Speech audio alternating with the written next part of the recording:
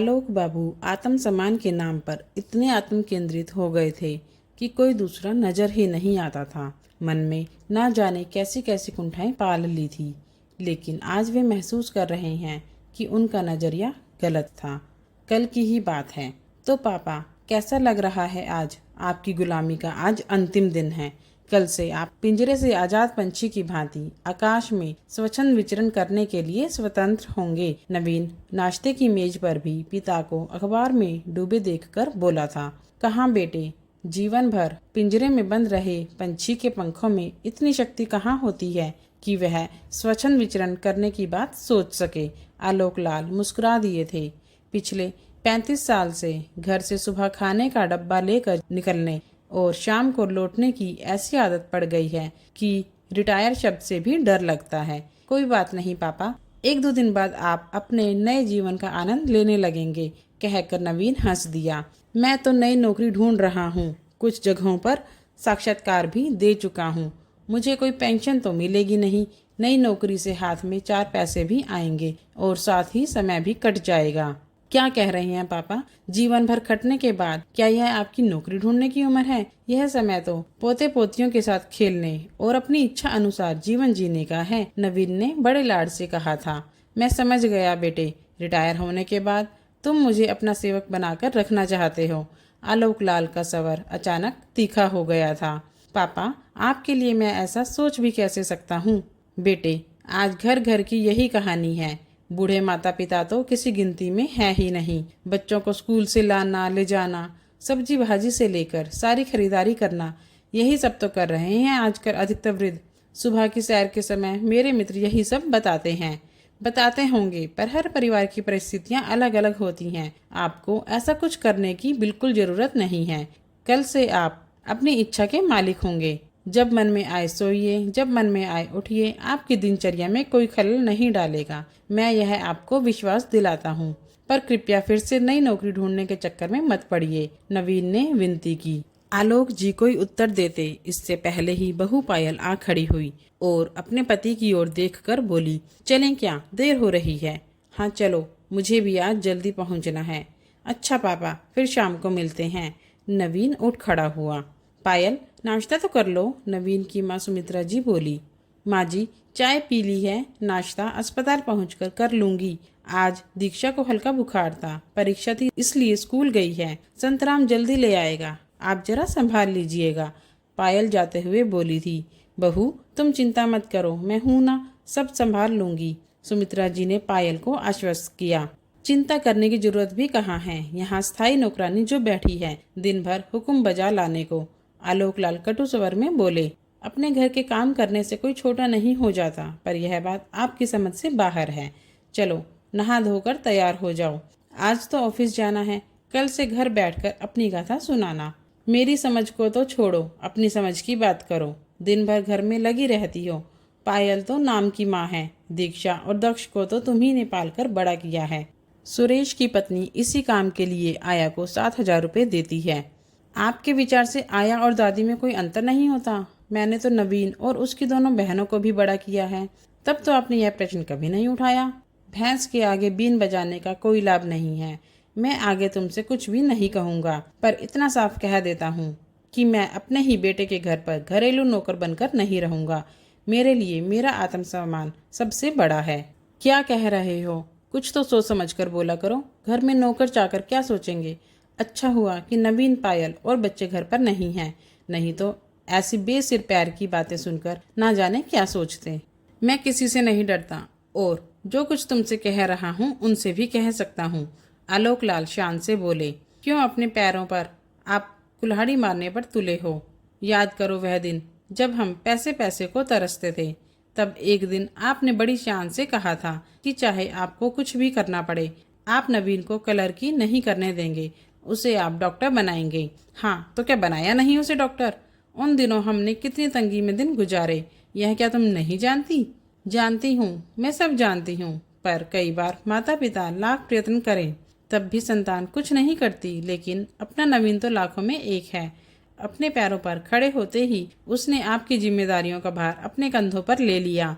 नैना और प्रीति के विवाह में उसने कर्ज लेकर आपकी सहायता की, वरना उन दोनों के लिए अच्छे घर बार जुटा पाना आपके बस की बात नहीं थी। सुमित्रा जी बिना रुके बोले जा रही थी। तुम्हें तो पुत्र मोह ने अंधा बना दिया है। अपनी बहनों के प्रति उसका कुछ कर्तव्य था या नहीं? उनके विवाह में सहायता करके उसने अपने कर्तव्य का पालन किया है और कुछ नहीं। परिवार के सदस्य एक दूसरे के लिए इतना भी ना करें तो एक साथ रहने का अर्थ क्या है? नवीन ने जब इस कोठी को खरीदने की इच्छा जाहिर की थी तो हम चुपचाप अपना 2 कमरों का मकान बेचकर उसके साथ रहने आ गए थे। वह भी तब जब उसने आधी कोठी आपके नाम करवा दी थी। वह सब मैंने अपने लिए नहीं तुम्हारे लिए किया था। आजकल की संतान का क्या भरोसा, कब कह दे कि हमारे घर से बाहर निकल जाओ। आलोक जी अब अपनी अकड़ में थे। समझ में नहीं आ रहा कि आपको कैसे समझाऊं। पता नहीं इतनी कड़वाहट कहाँ से आ गई है आपके मन में। कड़वाहट? ये कड़वाहट नहीं है, आत्मसम्मान की लड़ाई है। माना तुम्हारा नवीन बहुत प्रसिद्ध डॉक्टर हो गया है, दोनों पति पत्नी मिलकर खूब पैसा कमा रहे हैं, पर वे मुझे नीचा दिखाएं या अपने रुतबे का रौब दिखाएं तो मैं यह सह नहीं पाऊंगा। कौन आपको नीचा दिखा रहा है? पता नहीं आपने अपने दिमाग में यह कैसे कुंठा पाल ली है और दिन भर ना जाने क्या क्या सोचते रहते हैं। सुमित्रा का सवर अनचाहे भरा गया था। चलो बहस छोड़ो और मेरा सूट ले आओ। आज मेरा विदाई समारोह है, सूट पहनकर जाऊंगा। आलोक लाल तैयार होकर दफ्तर चले गए, पर सुमित्रा को सोच में डूबा छोड़ गए।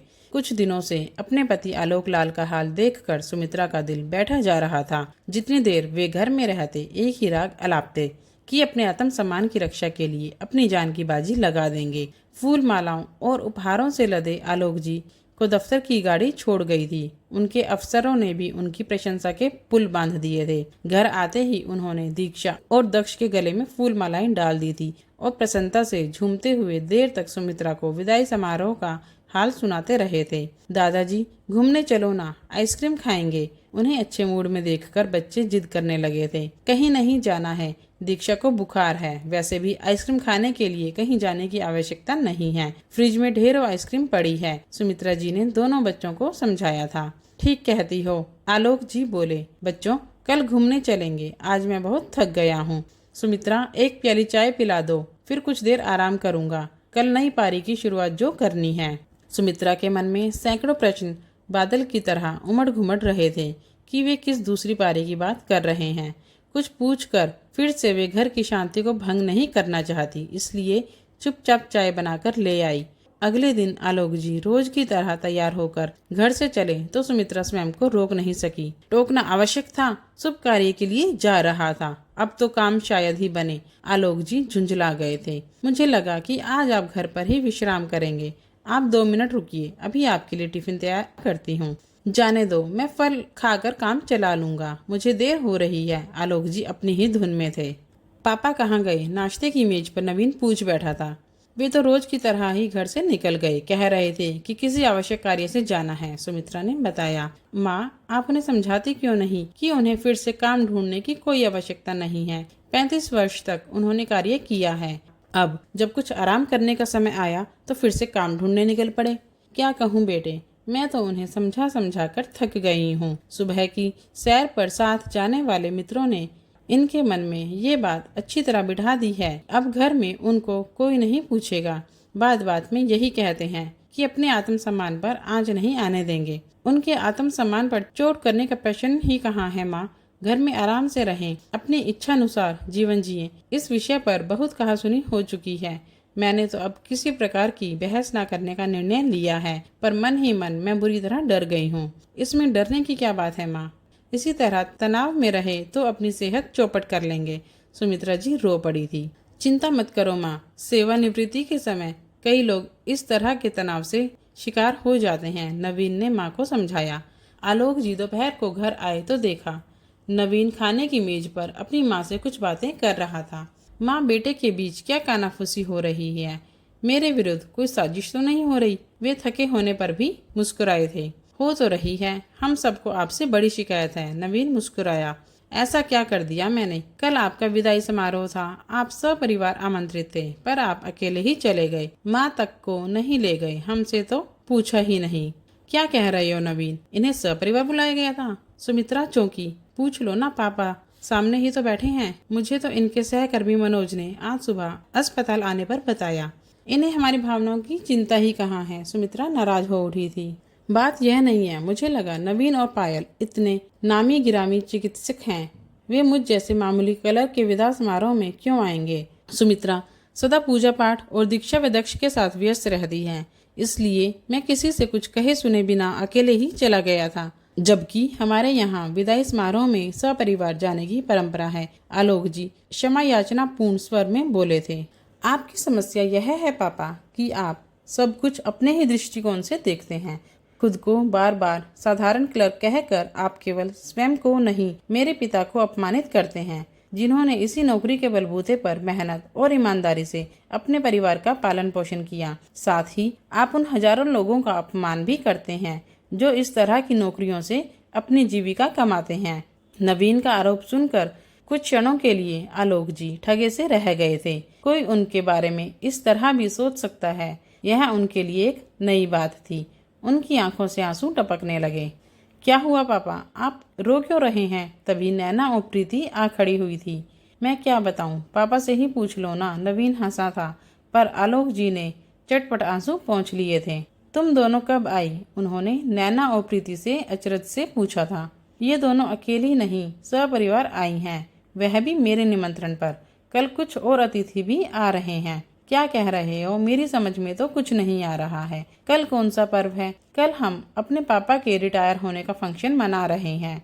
यह सब क्या है? हमारे परिवार में इस तरह के किसी आयोजन की कोई परंपरा नहीं है। परंपराएं बदली भी जा सकती हैं। हमने कल की पार्टी में आपके सभी सहकर्मियों को भी आमंत्रित किया है। नैना प्रीति इनके हाथों से यह फाइल ले लो। पूछो आज दोपहर तक कहाँ भटकते रहे?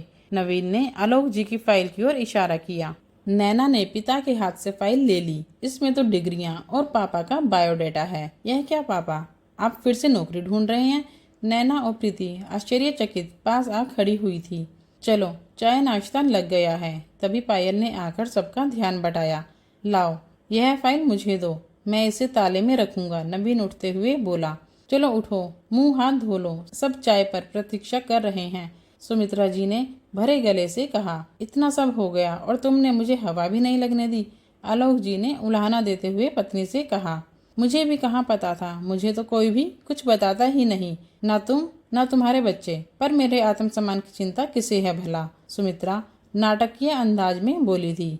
आलोक बाबू सोचते रह गए थे। सुमित्रा शायद ठीक ही कहती है, परिवार की धुरी है वह, पर कभी किसी बात का रोना नहीं रोया। यह तो केवल वही थे जो आत्मसम्मान के नाम पर इतने आत्म केंद्रित हो गए थे कि कोई दूसरा नजर ही नहीं आता था। ना जाने मन में कैसी कुंठाएं पाल ली थी उन्होंने। दोस्तों, बहुत से ऐसे बुजुर्ग हैं जो इस तरह की परेशानी का शिकार होते हैं। ऐसे में हमें शांत मन से उनका साथ देना चाहिए। आपको हमारी कहानी कैसी लगी कृपया कमेंट्स करके बताइए। हमारी वीडियो को लाइक और शेयर भी करें। साथ ही चैनल को सब्सक्राइब करना ना भूलें। धन्यवाद।